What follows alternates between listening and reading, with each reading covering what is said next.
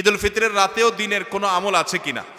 ঈদুল ফিতর এর সুন্নাহ আছে অনেকগুলো। কি কি সুন্নাহ আছে ঈদুল ফিতরের? ঈদের চাঁদ ওঠার পর থেকে প্রথম আমল হলো ফিতরা দেওয়া।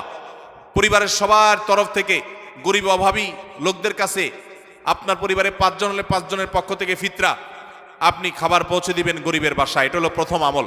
দ্বিতীয় হলো ঈদের চাঁদ দেখা গেছে, তাকবীর শুরু করবেন, আল্লাহু আকবার, আল্লাহু আকবার, লা ইলাহা ইল্লাল্লাহু, আল্লাহু আকবার, আল্লাহু আকবার ওয়ালিল্লাহিল হামদ। বেশি বেশি করে পড়তে থাকবেন। এটা পুরুষ হোক নারী হোক সবাই, পুরুষ একটু জোরে জোরে, মহিলা একটু আস্তে আস্তে। অবশ্য ওইটা ঈদগাহে আসার সময় জোরে জোরে পড়বেন, একইদে জোরে একইদে আস্তে, কিন্তু এমনি স্বাভাবিক অবস্থায় সাধারণ গতিতে পড়বেন, নারী পুরুষ সবাই যার যার মতো করে তাকবীর। এবং বিশেষ করে এই তাকবীর এটা জিলহজের প্রথম দশকে পুরো দশক ধরেই পড়তে হয়। যাই হোক, এই ঈদের চাঁদ ওঠার পর থেকে ঈদের নামাজ পড়তে তাকবীর আমরা শেষ করে পড়তে থাকবো। তৃতীয়ত হলো মেসওয়াক করবেন। 4 নম্বর হলো গোসল করবেন ঈদের দিন উপলক্ষে। 5 নম্বর হলো সুন্দর পোশাক পরবেন, যা আছে এর মধ্যে সুন্দর, নতুন হওয়া জরুরি না। 6 নম্বর হলো সুগন্ধি ব্যবহার করবেন। 7 নম্বর হলো আপনার খেজুর খেয়ে তারপরে ঈদগাহে আসবেন, খেজুর খেয়ে মিষ্টি মুখ করে ঈদুল ফিতরে ঈদগাহে আসবেন। এরপরের সুন্নাত হলো যে রাস্তায় ঈদগাহে যাবেন আরেক রাস্তায় ঈদগাহ থেকে ফেরত যাবেন। এগুলো হলো ঈদের সুন্নাহ।